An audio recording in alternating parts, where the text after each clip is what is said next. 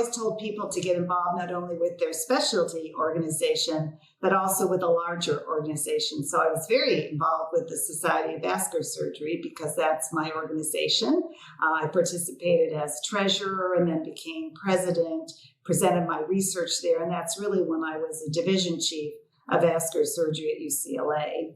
Then I became chair of surgery at Johns Hopkins and actually became very involved with the American College of Surgeons. I had started becoming involved in 1983 as a resident, but then became a governor of the American College of Surgeons through the VA surgeons because I was very active with that society also because I worked in the VA system and became president of that society as well.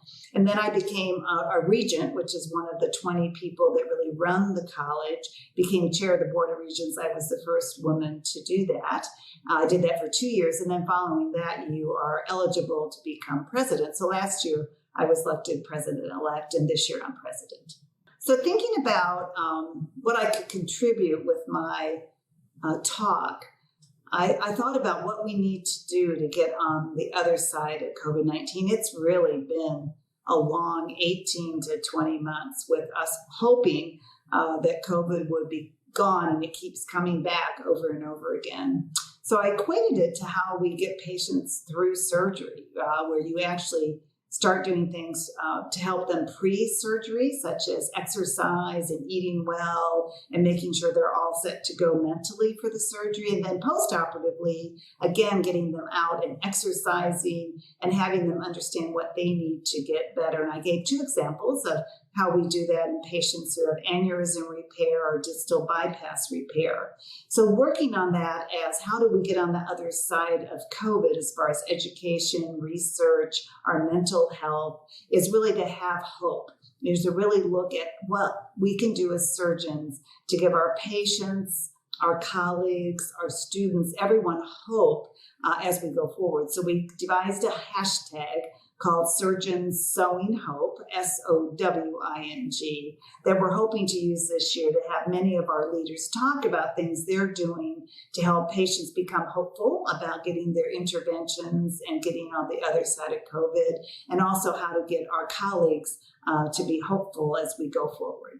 Last year, the president was Wayne Meredith, who happens to work here at Wake Forest Baptist Health too, and his all was about looking at resilience, and also he devised a racial equity task force. So we want to really work on diversifying those who become surgeons, and so looking at racial equity as well as increasing the number of women still into surgery. And we'll continue working very hard on that racial equity task force. There are grants that have been put out. Tim Emberline has run that group. So we'll continue to work on that.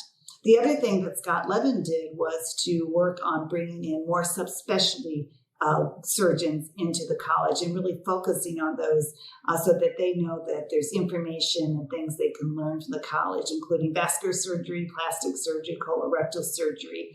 So we'll look at that as well. So we'll continue the Racial Equity Task Force. We'll continue working with specialty groups as well. And then in the United States, we're really facing a huge challenge of pay cuts from the federal government for what we do. And so we're really working hard the next few months to make sure that these cuts do not occur. Many of the hospitals are struggling so because of COVID-19 and inability to do a lot of procedures, and also because patients are a little frightened to come to the hospital because of COVID-19. So having pay cuts in what they pay surgeons right now would be hard. We're also having a lot of staff shortages and people not working in hospitals right now. They say about 18% of healthcare workers have quit working. And so between the staff shortages as well as the decreased payments, patients could see a lack of access to surgery. So in the next few months, we'll be working hard on to block the pay cuts for the surgeons in the United States, and then continue to show our value in what a surgeon means to individuals that need to have life-saving surgery.